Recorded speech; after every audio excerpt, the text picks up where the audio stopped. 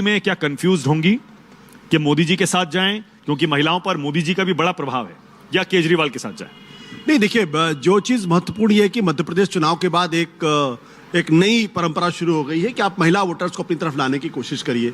वहां पे लाडली बहना योजना आ गई, महाराष्ट्र के अंदर बीजेपी को लाटकी बहन योजना आ गई। तो अब ये हो गया कि भाई आप महिलाओं को अगर उनके खाते में सीधे पैसे डालेंगे तो आपके साथ महिलाएं जुड़ जाएंगी, और इससे फायदा भी हुआ। महाराष्ट्र के अंदर भी फायदा हुआ भारतीय जनता पार्टी को, और मध्य प्रदेश के अंदर भी फायदा हुआ।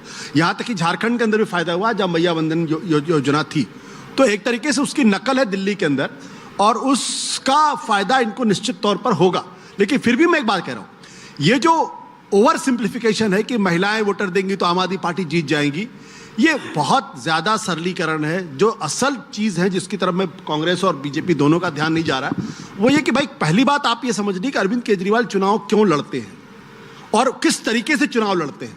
अगर मैं पिछले सितंबर से जब से वो जेल से बाहर निकले हैं, कंटिन्यूअसली हर हफ्ते हर तीसरे दिन वो मुद्दे लेकर आते हैं, एजेंडा वो सेट करते हैं, बीजेपी और कांग्रेस उससे रिएक्ट करती है। इतना नहीं। जब तक बीजेपी कांग्रेस दिल्ली के अंदर अपना एजेंडा नहीं लेकर आएगी, अपना एजेंडा सेट नहीं करेगी और कांग्रेस और आम आदमी पार्टी को रिएक्ट करने के लिए मजबूर नहीं करेगी, तब तक ये जीतने की बात छोड़ दी। कौन सा एजेंडा? कैसे सेट करेंगे एजेंडा? अरविंद केजरीवाल सारे बॉक्सेस को टिक कर देते हैं। उनको आप एंटी मुस्लिम नहीं कह सकते, एंटी हिंदू, उनको आप एंटी नेशनल नहीं कह सकते। देखिए, अभी आप बड़ी स्मार्टली विवादित मुद्दों से बच के निकल जाते हैं। सुधांशु जी और अभय जी ने मुसलमान शब्द पर बड़ी नाराजगी हुआ है। जब भी एम शब्द आता है तो अचानक भारतीय जनता पार्टी के लोग कुर्सी से जंप करने लगते। क्यों जंप करते मुझे आज तक समझ नहीं आया। और लॉजिक भी बहुत सिंपल कि तमाम आम आदमी पार्टी और कांग्रेस 13% वोट के लिए 87% हिंदुओं को छोड़ देगी। ये कोई तर्क है? आशुतोष कुछ बोलना चाह रहे हैं? देखिए, मैं एक ही बात बीजेपी और आरएसएस से कहता हूं, बार बार मैं उनसे कहता हूं कि अगर जातिवाद इस देश की सबसे बड़ी समस्या है, हिंदुओं की सबसे बड़ी समस्या है, जातिवाद की वजह से हिंदू एकजुट नहीं होता है, तो फिर इस जातिवाद को खत्म करने के लिए आंदोलन बीजेपी और आरएसएस कब शुरू करेगी? करना चाहिए ना।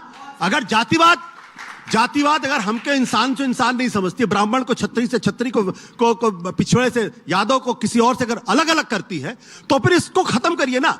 जब तक ये जातिवाद खत्म नहीं होगा तब तक हिंदू कभी एक नहीं होगा, और जब तक हिंदू कभी एक नहीं होगा तब तक ये आप इसी तरीके की बात करते हैं। तो अगर आप हिंदुओं को एक करना है तो जातिवाद खत्म करिए। लेकिन मेरा सवाल ये है, एक क्यों नहीं कुंभ में क्यों नहीं बह गया जातिवाद गंगा जमुना के संगम में? देखिए, आपके नाम के आगे त्रिवेदी लगा, आपके नाम के आगे कक्कड़ लगा, और आपके नाम के आगे शर्मा लगा, दुबे लगा। हाँ। मेरे नाम के आगे कुछ नहीं लगा हुआ, इनके नाम के आगे भी लगा हुआ। अरे सुनिए, जो नाम के आगे नहीं लगाते थे वो बताने लगे।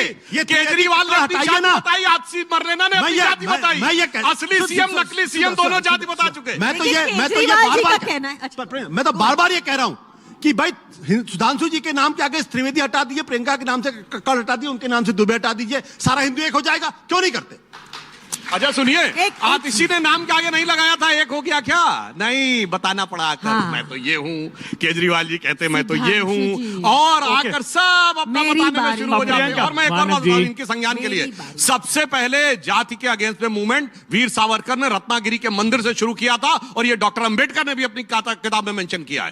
और गांधी जी वर्धा शिविर में गए थे, इनको कोट करके। आरएसएस ने कब शुरू किया? आरएसएस ने कब शुरू किया बताइए मुझे। सुनिए भाई, आप मत चीखिए। आप भी क्या बोले जिसने मैंने बोला? आप सुनिए, वर्धा के शिविर में गए, महात्मा गांधी ने लिखा है संपूर्ण गांधी वाङ्मय खंड 89 में पूरा डिटेल लिखा हुआ है, जिसमें उन्होंने लिखा कि संघ के शिविर में मैंने देखा कब 1936 उस दौर में कि जिस ढंग से लोग साथ में बैठे हुए हैं, नो अनटचेबिलिटी, नो का, इसने मुझे, इस डिसिप्लिन ने मुझे इंस्पायर किया। ये गांधी के संपूर्ण गांधी वाङ्मय में लिखा है। और उसके बाद एक मिनट, उसके बाद जब गांधी जी से पूछा गया कि ये तो बड़े अनुशासन की बात करते हैं, बड़ा अनुशासन है, तो गांधी जी ने जवाब क्या दिया? फैसिस्टों में भी बहुत अनुशासन होता है। ओके, प्रियंका कक्कड़ और अभय दुबे, आप दोनों तय कर लीजिए पहले कौन बोलेगा। क्यों भाई?